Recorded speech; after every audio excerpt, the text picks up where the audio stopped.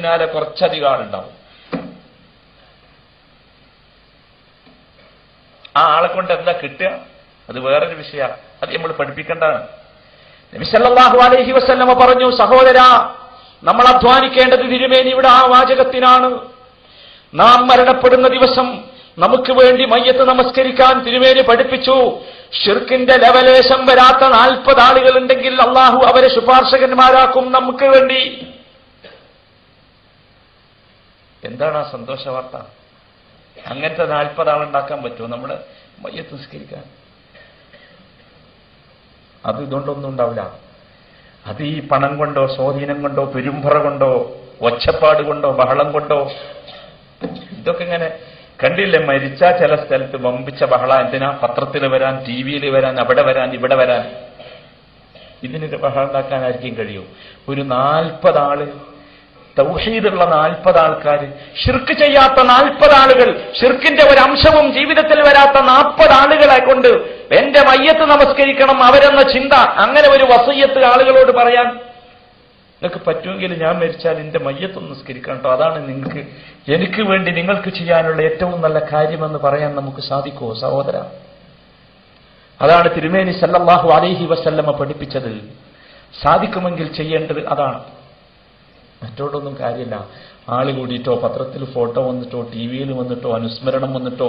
ഞാൻ ഇതിന്റെ ശേഷം കണ്ടിട്ടില്ല നിങ്ങൾ, ചില ആളുകളൊക്കെ മരിച്ചാൽ കാണാം നമ്മളെ നാട്ടിൽ മയ്യത്തൊക്കെ കബറടക്കിയ ശേഷം ഒരു യോഗം.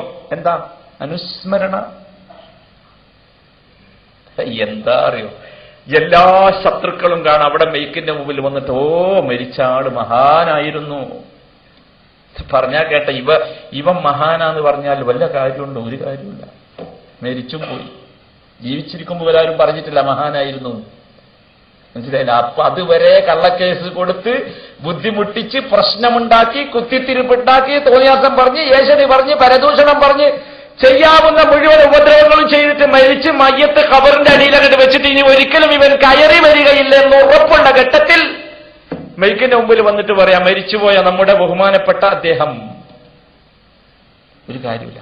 സാധിക്കുമെങ്കിൽ സഹോദരന്മാരെ ചെയ്യേണ്ടത് ഈ ഒരു സമൂഹത്തിൽ ഉൾപ്പെടാൻ കഴിയുമോ എന്നുള്ള പരിശ്രമമാണ്. ഏത് സമൂഹത്തിൽ? തൗഹീദുള്ള സമൂഹത്തിൽ.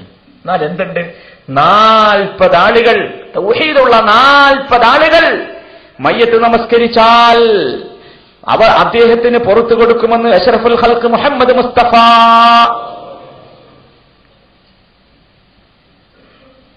അതിനാണ് ശ്രമം വേണ്ടത്.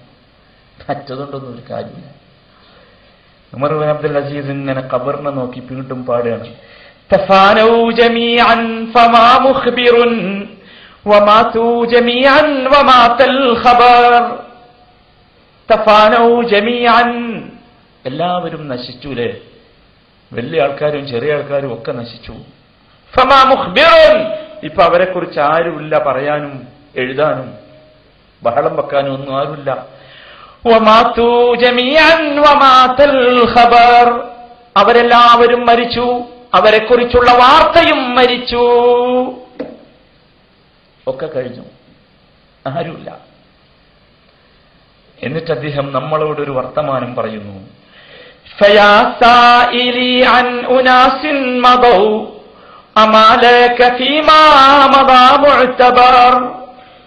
അല്ലയോ ചോദിക്കുന്നവനെ, അൻ ഉനാസിൻ മദൗ, കഴിഞ്ഞുപോയ ആ ആളുകളെ കുറിച്ച് ചോദിക്കുന്നവനെ, എവിടെ പോയി ഇന്നാള്, എവിടെ പോയി ഇന്നാള് എന്നൊക്കെ ചോദിക്കുന്നവനെ, അമാലക ഫീമാ മദാ മുഅ്തബർ, ആ കഴിഞ്ഞുപോയവരുടെ ജീവിതത്തിൽ നിനക്ക് ഗുണപാഠമില്ലേ? അതിൽ നിന്ന് നിനക്ക് പഠിച്ചുകൂടെ? പഠിക്കണം സഹോദരന്മാരെ. വലിയ വമ്പന്മാരൊക്കെ മരിച്ചുപോയി, പലതരത്തിലുള്ള കിബറുമായി മരിച്ചുപോയി. എന്നിട്ട് എന്താ സംഭവിച്ചത്? അദ്ദേഹം തന്നെ അദ്ദേഹത്തിന്റെ ഭാഷയിൽ പറയട്ടെ, തറൂഹു വതഗ്ദു ബനാതുസ്സറാ ഫതംഹു മഹാസീന തിൽക സുവർ. തറൂഹു വതഗ്ദു ബനാതുസ്സറാ, ബനാതുസ്സറ, അതിങ്ങനെ ഈ ശവശരീരങ്ങളൊക്കെ ചീഞ്ഞളിയുമ്പോൾ അതിൽ നിന്നുണ്ടാകുന്ന പുഴുവിന്റെ പേരാണെന്ത്? ബനാതുസ്സറ.